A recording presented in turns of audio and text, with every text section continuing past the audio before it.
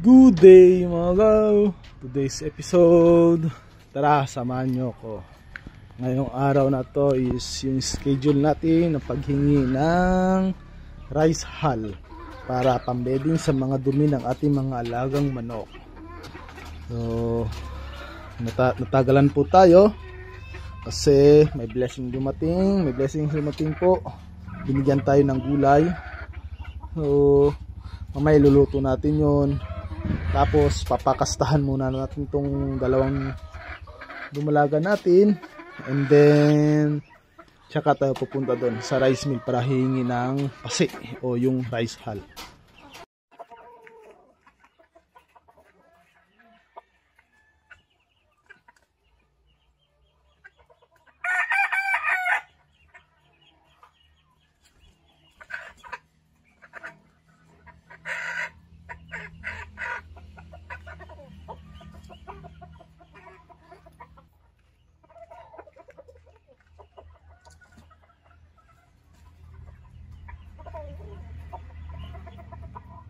So, ayun na po mga gaw, no? Natapos na pakastahin yung dalawang pulet natin dito. So pinalabas ko muna sila kasi maganda yung sikat po ng araw ngayon. Yan, diba? So naghanda na po tayo ng sako para lalagyanan natin ng rice hull. Kasi nakakahiya naman po kung umalingasaw po itong manukan natin. So dapat maiwasan po natin yan. Tara, samahan nyo ako. Pupunta po tayo ngayon.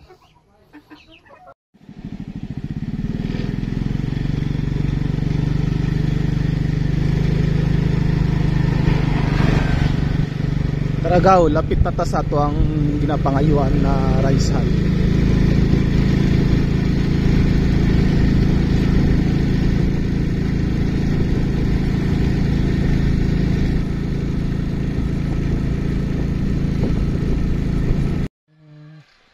So ito po yung rice mill nila. Tara, punta tayo sa likod. Pinayagan po tayo. Season na rice mill. Dito lang po yan sa may bungos. Ah. Yun, no?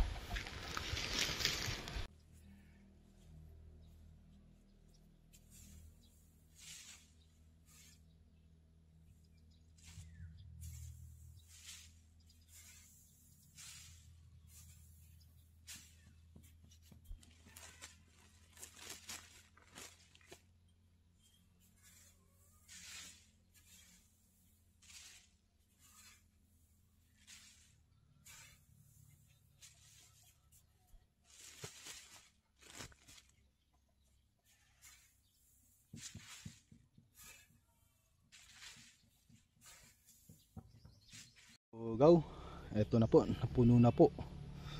Tara, marami pa oh. Babalik na lang po tayo kapag naubos to. Thank you. So, eto na po, kinarga na po natin sa motor. Thank you sa inyo, sir. Season na rice mill dito sa Maydungos. Thank you po. Eto na po tayo ngayon. Dumating na po tayo sa bahay. At ilalagay na po natin ito sa ating manukan. Ngayon na lang po. So mga gaw, andito na po tayo sa ating manukan. Dala-dala na po natin yung rice hull natin o tinatawag namin ditong pasi. So ito po yun, no? Medyo mabasa-basa. Meron din naman dyan tuyo. So tara, itatappings natin sa ating mga dumi sa ating mga manok para hindi po malingasaw. Yun, no? Ganito lang po yan. Yan. Yeah. Hey, mamaya na lang papakita ko sa yung finished product. Tsaka yun dun. Ito na po pala mga gaw yung finished product natin. Yan, nalagyan na po natin lahat. Tsaka yung sa ilalim po ng broiler. Yun, no? Tuwang-tuwa na naman yung mga pato natin. May maganda silang higaan. Nawala po yung baho. And then nag-iwan po tayo. Kasi mamaya kakaskasin po yan ng mga native nating manok. So nagtira po tayo para may itatappings po ulit. Yan. So, tapos na po tayo dito. Magluluto na po ako ng pananghalian, and then after ng pananghalian, yan dyan, lilinisin ko po yan, tatanggalin yung mga karton, yung mga basag na bote, para kahit papaano naman po, malinis yung paligid natin.